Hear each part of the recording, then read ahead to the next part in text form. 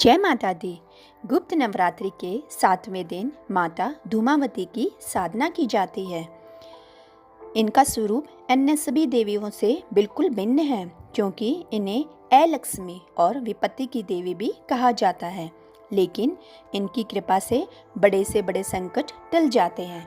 माता धूमावती का स्वरूप वैराग्य और दुख को दर्शाता है, जो हमें जीवन की कठोर सच्चाई को याद दिलाता है।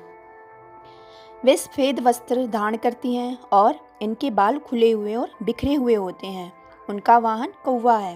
वे अपने हाथ में सूप, अनाज साफ करने वाला जो वो होता है सामान, जैसे गेहूँ या चावल छांटते हैं, साफ करते हैं, वो वाली चीज़ होता है इनके हाथ में, और वो धारण करती हैं, जिसका अर्थ है कि वे व्यर्थ की चीज़ों को छांट कर अलग कर देती हैं हमारे जीवन से। उन्हें एक वृद्धा और विधवा स्त्री के रूप में दर्शाया जाता है। वैसे धूमावती माता के ज़्यादा मंदिर नहीं हैं, और धूमावती माता के लिए हम इतना ही कह सकते हैं कि यह विद्या जो है, इसका एक विशेष परिस्थितियों में अनुष्ठान और विशेष परिस्थितियों में इसका आह्वान होता है। लेकिन आप गुरु के बिना इसकी साधना मत करना, क्योंकि यह खतरे से खाली नहीं है। धूमावती का जो कहानी है या पुराण जो कहते हैं कि धूमावती माता का कैसे आविर्भाव हुआ या कैसे अवतार हुआ, तो आप कहानी जानते हैं 10 महाविद्या की। जब माता सती जो है वो यज्ञ में गई थी अपने पिता दक्ष के यहाँ, और जब वह अपने पिता के पास पहुँची तो वह देखती है कि वहाँ पर कोई भी उसका आदर सत्कार नहीं करता है। वह अपनी देह को यज्ञ में दे देती है, जला देती है। तो इस बात पर जो शिव भगवान जी थे वो नाराज हो जाते हैं, और सती का जो शरीर है जलता हुआ वह ब्रह्मांड में लेकर घूमते हैं, और जहाँ जहाँ पर उसके अंग गिरे वहाँ वहाँ पर शक्ति ज्योतिपीठ कहलाए। हमारे शक्तिपीठ हैं, लेकिन 10 महाविद्या का आविर्भाव जो होता है, अर्थात जो उत्पन्न होती है, वह जब यज्ञ में शिव जी माँ को जाने के लिए मना कर देते हैं और माँ को मना करते हैं, तब 10 दिशाओं में माँ अपने स्वरूप को शिव जी को बताना चाहती है, फैला लेती है वो अपने 10 दिशाओं में, और वो महादेव को बताना चाहती है कि वह शक्ति स्वरूपा है और वह जो करेंगी वह करके ही रहेंगी। और इस विषय में हम सातों पहले भी हम कई बार चर्चा कर चुके हैं। जो दक्ष महाराज ने यज्ञ कराया था और उन्होंने भगवान शंकर और माता सती को नहीं बुलाया था। यज्ञ के अंदर उनके शरीर को धू करके जब वो जल रही थी सती माता, तो जो उनके शरीर से जो धुआं निकल रहा था, तो धूमावती माता का निकल रहा था, या भस्म होने के बाद यह धुआं धूमावती का ही अवतार माना जाता है। 10 महाविद्या में यह रही एक कहानी। अब दूसरी कहानी क्या है? मानसरोवर के कैलाश पर्वत पर या कैलाश पर जब शिवजी भगवान जी और माँ पार्वती के साथ थे, यानी शिव और शक्ति संयुक्त हैं, काफ़ी समय हो जाता है, और शिव तो अपनी समाधि में लीन होते हैं, और माँ शिव को बार बार निवेदन करती है कि उन्हें भूख लगी है, कुछ खाने को दो, कुछ चाहिए। याद रखना, जो मतलब जैसे हमारी नॉर्मल फैमिली होती है ना, सबके परिवार जो होते हैं, तब उसमें भी हम देखते हैं कि जो स्त्रियां होती हैं उनका पालन पोषण करना पुरुष का कर्तव्य होता है ना। तो यह हमारे संस्कार से थोड़ा चूक गया आजकल। हम कहते हैं ना कि दोनों कमाएंगे, पति पत्नी दोनों मिलकर कमाएंगे, लड़का लड़की दोनों कमाएंगे। तो जो आजकल का जो ज़माना है, इसमें क्या हो गया है, नैतिकता के आधार पर भी है, पुरुष का फर्ज बनता है कि स्त्री को खिलाने पिलाने की व्यवस्था जो है, वो तुम शादी करके आते हो या उसके साथ फिर लेते हो, तो यह पुरुष का ही फर्ज बनता है कि वो उसे खिलाए पिलाए, और उसके धर्म के आधार पर ही, उसी धर्म के आधार पर ही जब माँ सती कहती हैं, माँ पार्वती कहती हैं शंकर भगवान जी को कि मुझे भूख लगी है, तो वो आधार वही है कि शिवजी पालन पोषण करें माँ का, करने के लिए वचनबद्ध हैं। शिवजी थोड़े से समाधि में ज़्यादा लीन थे और वो उस पर ध्यान नहीं देते। तब माँ कहती हैं कि देखो, अगर तुमने मुझे खाने को नहीं दिया तो मैं अपनी इस भूख को मिटाने के लिए तुम्हें ही निगल जाऊंगी। अब यह लीला समझना, ये इसको तर्क वितर्क या कुतर्क की भाषा में नहीं समझा जा सकता। ऐसा क्यों वैसा क्यों कि ऐसे कैसे माता उनको खा सकती है ना। अगर अपनी क्षमता नहीं है सोचने की या समझने की, तो विचारों की गरीबी कमेंट्स में मत दिखाना। कि अगर ये आप नहीं सोच सकते कि भाई माता रानी है वो कैसे कर सकती है, तो ये भगवान की लीला होती है जो हमें ये दिखाती हैं कि मनुष्य कैसे कैसे कर्म करता है और उनका हमें क्या फल भोगना पड़ता है। यहाँ जब शिव जी को जब माँ कहती है कि मैं तुम्हें निगल जाऊंगी, तो उसका अर्थ माया के स्वरूप में भी है, ब्रह्मांड के स्वरूप में भी है और अन्य स्वरूपों से भी है। लेकिन आज हम बात कर रहे हैं धूमावती अवतार की। उस चीज़ को अगर मैं बोलने जाऊंगी तो समझ लेना ज़्यादातर टाइम हमारा ऐसे ही निकल जाएगा। फिर माता रानी क्या करती हैं, वो शिव जी को निगल जाती हैं। अब जो अंधभक्त होते हैं उनको थोड़ी ठेस लगती है कि अरे शिव जी को कैसे माँ निगल गई, प्रभु की लीला में सब कुछ हो सकता है। प्रसन्न नहीं करो, संशय भी मत करो। अम्मा जब निगल गई तो शिव जी अंदर, और अब जब शिव जी अंदर तो ब्रह्मांड को ही देख लो उनकी क्या स्थिति रही होगी। जब माँ ने शिव जी को निगल लिया, ऐसा करने पर उनकी देह से धूम राशि निकलने लगी, मतलब धुआं निकलने लगा। अतः उन्हें धूमराव कहा जाता है। जो साधक इन्हें मानते, पूजते हैं और देते हैं, उनके ऊपर दुष्ट, अभिचारी आदि का प्रभाव कभी नहीं होता। धूमावती माता की जो साधना करते हैं उन पर होता भी नहीं है। धूमावती का जो मंदिर है वह है हिमाचल प्रदेश के कांगराली में। तो इस देवी को सिद्धपीठ श्री ज्वालामुखी नामक स्थान है। और जब अब ज्वालामुखी से भी संबंधित एक छोटी सी कहानी समझने के लिए, जो ये लोग ये मानते हैं कि माँ जो ये शक्ति स्वरूपा, हम नहीं मानते कि ये जो माता है ये शक्ति स्वरूपा है, इसको हम नहीं मानते। ऐसा क्यों? तो ये जो ज्वालामुखी है ये धूमावती का ही मंदिर है। वैसे ज्वालामुखी माँ का एक नाम से भी मंदिर है। इसी को माना जाता है कि धूमावती माता के 10 महाविद्याओं का यह मंदिर उन दिनों में विधर्मी अकबर, उनको पता चला कि कोई ऐसी ज्वाला है जो सतत सदैव जलती रहती है, पानी में भी जलती है। तो उसने पूछा दरबारियों से कि ऐसा कैसे होगा, तो उसको विश्वास नहीं हो रहा था, ऐसा कैसे हो सकता है। तो माँ ज्वाला स्वरूप में वहाँ पर विद्यमान है और सतत सदैव जल रही हैं। पर उन्होंने पूरे प्रयास किए, जितना पानी उड़ेल सकते थे उन्होंने उस ज्वाला को बुझाने के लिए, उस अग्नि को बुझाने के लिए उस पर बहुत सारा पानी डाला, लेकिन उसको बंद करने की कोशिश भी की। एक भी क्षण के लिए माँ ज्वालामुखी बंद नहीं हुई। और आज भी आप जब मंदिर पर जाते हो, ज्वाला माँ के दर्शन करते हो, तो वह अद्भुत अनुभव देखते हैं। अकबर माँ को छत्र मंदिर का दान देते हैं, जो छत्र आज भी है मंदिर के अंदर। यह बताकर मैं ये प्रमाणित नहीं करती हूँ कि हमारा माया, हमारी सनातन धर्म कितनी ऊंची है। हमारा सनातन धर्म ऊंचा था, ऊंचा है और हमेशा ऊंचा ही रहेगा।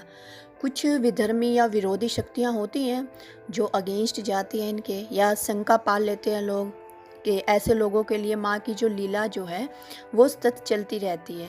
वैसे असम की जब गुवाहाटी में आप कामाक्षी माँ मंदिर जाते हो तो वहाँ पर भी धूमावती माता के उस मंदिर में ज़रूर जाना। मैं सद्भाव के जो पीठाधीश्वर हैं वहाँ पर आप उनसे मिलना। माँ के और पूरी रात मुझे साधना का अवसर दिया। माता धूमावती मंदिर में कोई विग्रह नहीं है।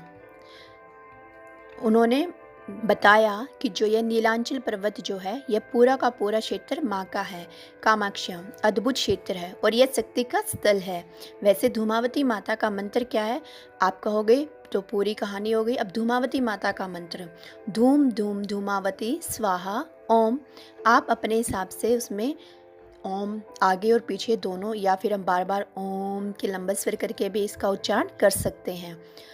अपनी आंखें बंद करके ध्यान मंत्र का मतलब ये कि इसको बाय हार्ट करने की कोशिश करो। जब बोल रहे हो तो उसको बोलने के साथ साथ शब्दों को भी अपने अंदर, अपने चित्त में उसकी आकृति देखो धूमावती माता की। तो मैं मंत्र बोल रही हूँ, आप ध्यान से सुने। सुनी वेणा चंचला उष्टा दीर्घ चैमले नामरा विवरण कुंतला रक्षा विधवा विरल द्विजा काकध्वज रणथंडा विलंबी प्यो दरा सूर्य हस्ता ते रुक्षी हतय हस्तावरान द्वित्वा प्रवगणात् वंशम कुटिला कुटिल वनशत पिपाशर दिता नित्यम भयदा कलह प्रिया तु धूमावती देवी विवरणात्मक। इसके पहनने के वस्त्र मलिन है, केस विवर्ण अर्थात बिखरे हुए हैं और रुक्ष है। संपूर्ण दांत विवेदना अर्थात इसके अतिरिक्त यह भयंकर मुख वाली और कल में तत्पर है। इसको भूखा या भूखी देवी भी कहते हैं। और भूखी देवी इसलिए कहते हैं कि जब आपकी उसकी साधना करो तब भूल से भी इनको भोग लगाना मत भूलना। अगर भोग लगाना भूल जाते हो तो वैसे तो कोई भी परमात्मा की किसी भी पंथ के किसी भी मार्ग से आप जब साधना करते हो तो पत्र पुष्पम फल फलम तोयम यो में भक्ति प्रति कुछ ना मिले गरीबी से गरीबी हो तो शक्कर रख देना या गुड़ रख देना इनके भोग में, चने रख देना। और इससे भी गरीब या दरिद्र कोई हो तो अपने हृदय से रखने से पहले एक फूल जरूर चढ़ा देना माँ जी को। ये तो आपको बाग बगीचों में वैसे भी मिल जाते हैं, है ना। तो संत का दर्शन करो तो दरिद्रताम को निमंत्रण मत देना, खाली हाथ नहीं फूल लेकर ही जाना। कोई कितना भी मना करे, पत्रम पुष्पम फलम तोयम, कुछ ना कुछ आपको ले जाना चाहिए। इस तरह से जब यह देवी की खास साधना करते हैं तो भोग लगाना अति आवश्यक होता है। अगर आप कुछ के पास कुछ खाने पीने का भी नहीं है तो आप बेल पत्र या फिर भोग में फूल पुष्प, हम ये चीज़ भी भगवान जी को अर्पित करते हैं ना। भोग में ऐसा माना जाता है कि इसको भोग में मीठा नहीं लगाना चाहिए। अब आप बोलोगे कि भाई भोग में तो मीठा ही लगता है, मिठाई का कुछ भोग ज़्यादा करके मीठा कुछ कुछ चीज़ें होती हैं तंत्र के साधना में, पर यह 10 महाविद्या में है, सब कुछ ऐसी चीज़ें आज ही समझो है। इसलिए माँ को मीठा भोग नहीं लगाना चाहिए, नमकीन लगा देना, जैसे एक पकोड़े या कचौड़ी। और आपको पता है मध्य प्रदेश के तो दतिया में जो मंदिर है उसमें तो माँ को पकोड़े और कचौरियों का ही भोग लगाया जाता है। वैसे माँ को जो अस्त्र है वह सूप है, सूप समझते हो ना, जिसमें अनाज छाटा जाता है। गेहूँ पहले के ज़माने में जो दादी नानी हमारी थी गेहूँ वगैरह डाल के वो उनमें छाटती थी, उसे सूप बोलते थे। और जिससे माँ की पूजा करो तो उसमें विनियोग और बहुत ज़रूरी है। यह कठिन है, थोड़ी सी उग्र साधना है, इसलिए इसमें प्रत्यक्ष गुरु का होना बहुत ज़रूरी है। गुरु से ही इसका गुरु मंत्र लेकर ही साधना की जा सकती है।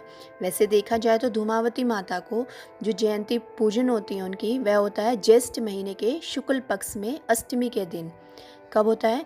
ज्येष्ठ महीने के शुक्ल पक्ष में अष्टमी के दिन इनका भोजन होता है। और गायत्री जो छंद है, गायत्री मंत्र तो है ही, पर गायत्री वैसे छंद है, इसके लिए भी तो धूमावती के लिए भी गायत्री छंद में मंत्र हैं।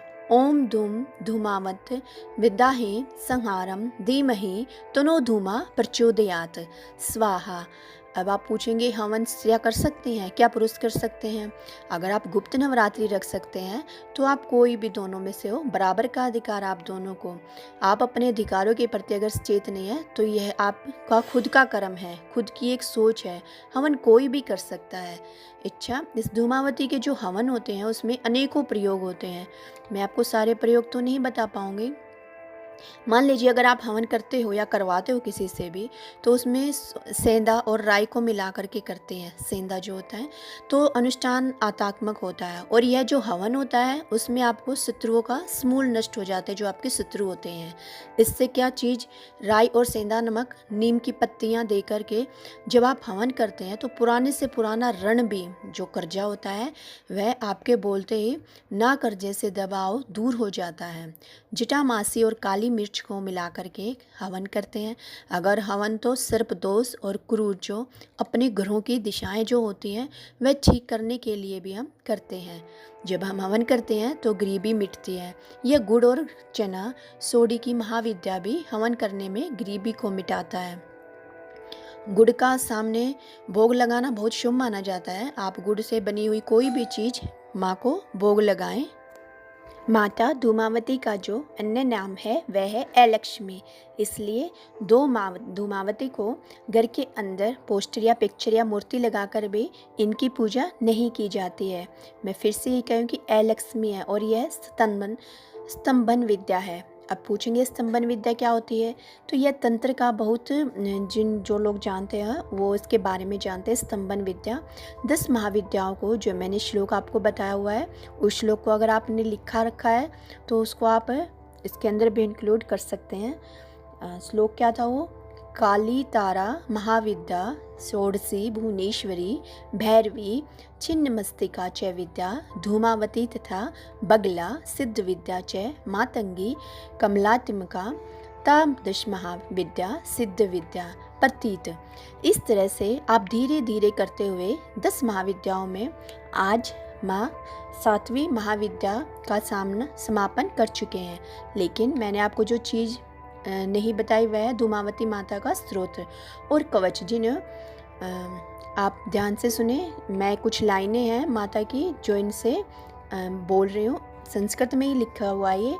देगी भद्रकाली महाकाली डमरो वादकानी स्वानयना च एव टंकट हासिनी धूमावती जगत करते सूप हस्ता तथवच अष्टनामा अतम कम स्तोत्रम य पठत भक्ति संयुक्तम तस्य सर्वार्थ सिद्धि सयात सत्यम सत्यम ही पार्वती भद्रकाली महाकाली डमरू बाजा बजाने वाले खुले हुए नेत्र वाली टंक टंक करके हंसने वाली धूमावती जगतकति छाज हाथ में लिए हुए है।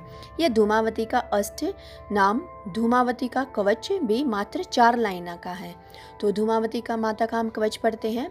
हे धूमावती मुखम पातु धूम धूम स्वाहा स्वरूपिणी ललाटेने नित्यम सुंदरी कल्याणी हृदयम पातम हसरी न वे देश के सर्वागम पातु द्वेष है निकला बगमालिनी सुपम कवचम दिव्यम पठत भक्ति संयुक्त सौभाग्य अतुलम प्राप्त चाहते देवीपुरम यथ।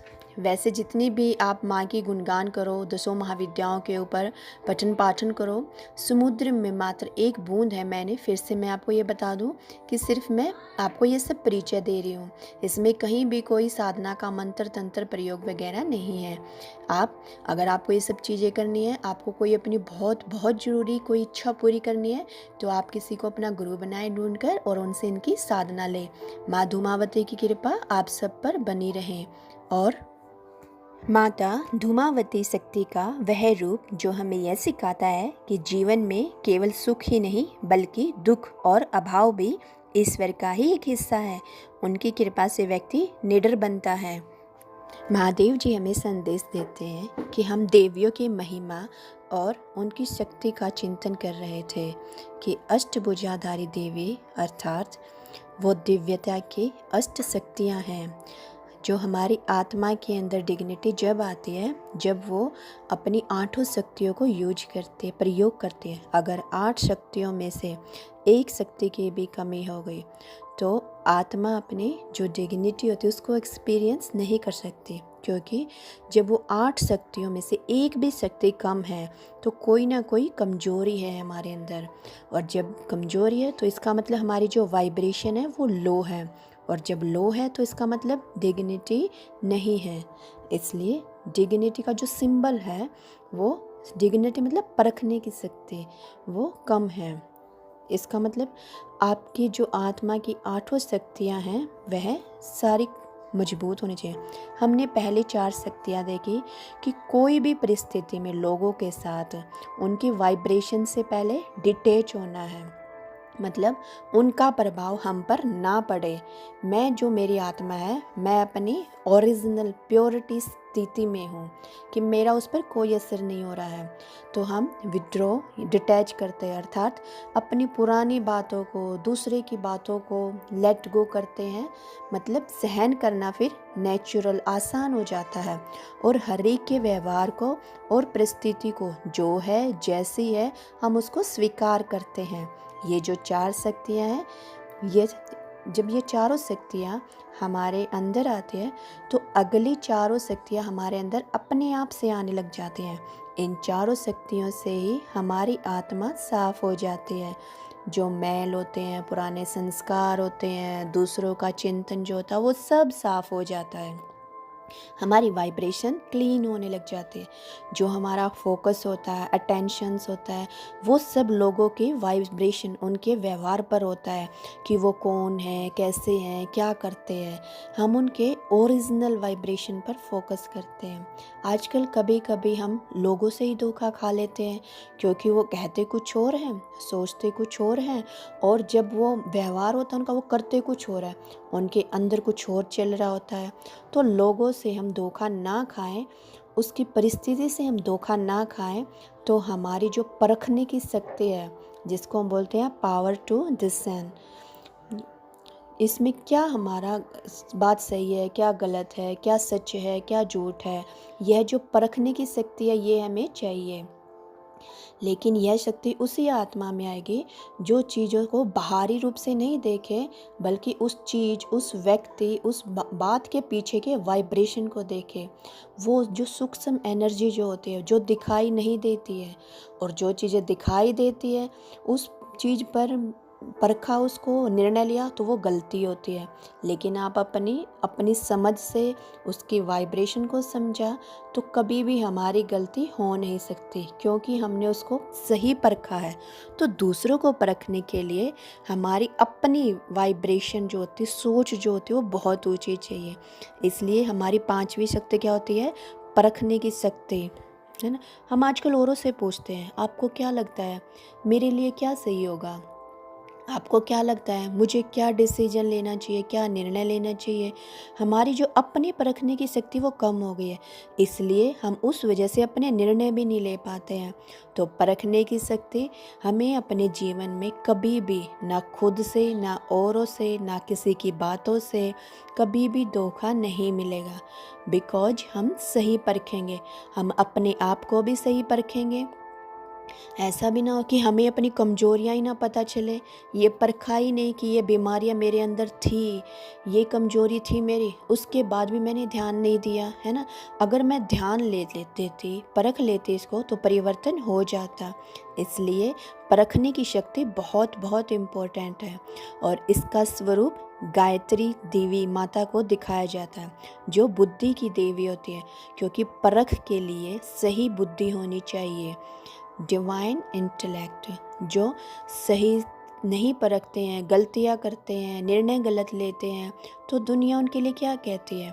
इसकी बुद्धि को तो ताला लग चुका है, अपनी बुद्धि काम करना बंद कर गई है इसकी बुद्धि, तो इसलिए गलतियां कर रहा है या कर रही है।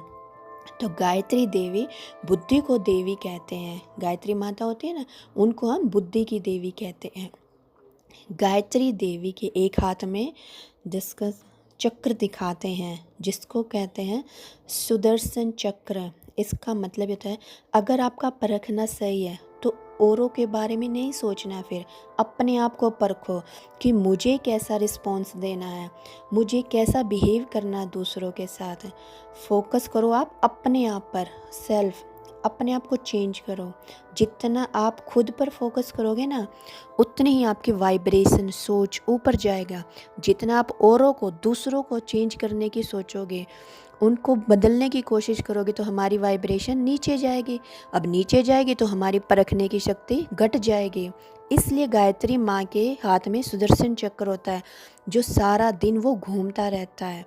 ऐसा नहीं है कि वो रखा रहता है, नहीं, वो घूमता रहता है। मतलब वो हर परिस्थिति में सुदर्शन चक्र रखो। इस सिचुएशन में मैंने कैसा सोचा, मैंने क्या बोला दूसरे को, मैंने कैसा रिस्पॉन्स दिया उसे। सेल्फ केयर, अपनी केयर करो, अपने आप में चेंज करो, दूसरों के में नहीं।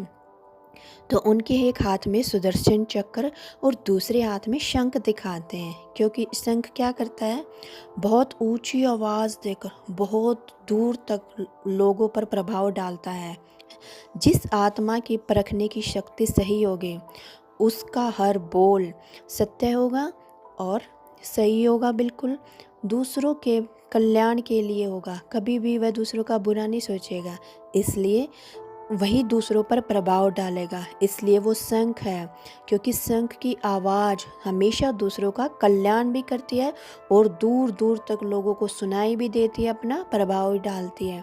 तो जितना आपकी परखने की शक्ति सही, तो आपका हर शब्द सही होगा, संपूर्ण सत्य होगा, क्योंकि उसमें कोई भी मिक्सचैरिटी नहीं होगी, मिलावट नहीं होगी।